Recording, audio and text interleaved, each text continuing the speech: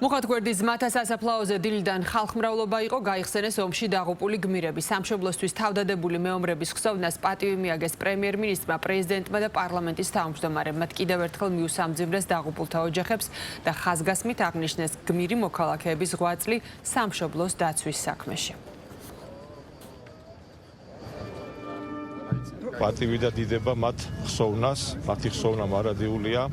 ერთი რამე უნდა ვთქვათ, რომ საქართველოს ყოველთვის ყავდა გმირი ჯარისკაცები, ყავს და მომავალშიც ეყოლება, ეს არასდროს არ უნდა დაისვას კითხვის ნიშნის ქვეშ.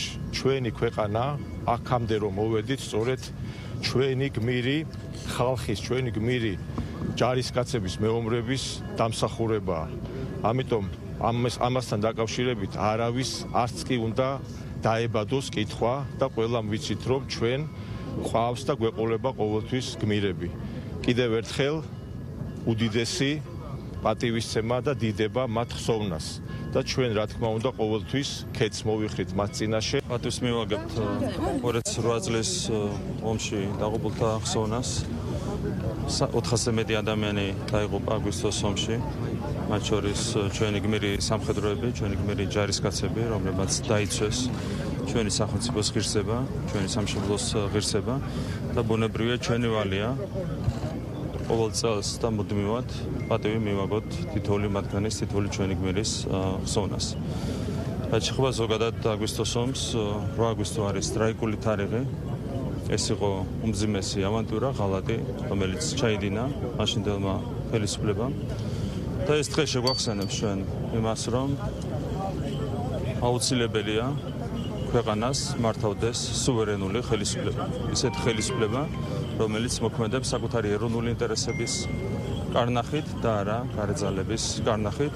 ჩვენ ბოლომდე დავიცავთ ჩვენი ქვეყნის დამოუკიდებლობას იმისათვის, რომ არ გამეორდეს ასეთი დანაშაულები და იმისათვის, რომ ჩვენს ქვეყანაში დაცული იყოს მშვიდობა, იმისათვის, რომ დაცული იყოს ჩვენი ქვეყნის, ჩვენი სამშობლოს ეროვნული ინტერესები. დღეს ვიხსენებთ 17 წლის წინ აგვისტოს თვეში ჩვენს დაღუპულ გმირ ჯარისკაცებს, დაღუპულ მოსახლეობას 400-ზე მეტი ადამიანი დაიღუპა, 1700-ზე მეტი ადამიანი დაიჭრა.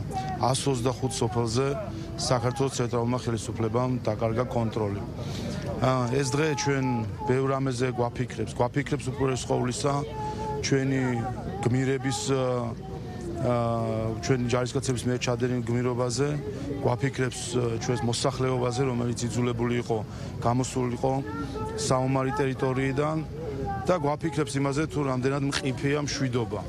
დღესაც ისევე მყიფეა მშვიდობა და ისევე მომენტალურად შეიძლება შეიცვალოს სიტუაცია, თუ კი ჩვენი საზოგადოება ბრძნულად არ იმოქმედებს. ამიტომ ეს დღე არის ერთის მხრივ ჩვენი გმირების მოგონების და მეორეს მხრივ ჩვენს მომავალზე დაფიქრების დღე. უმძიმესი დღეა თანამედროვე ქართულ ისტორიაში.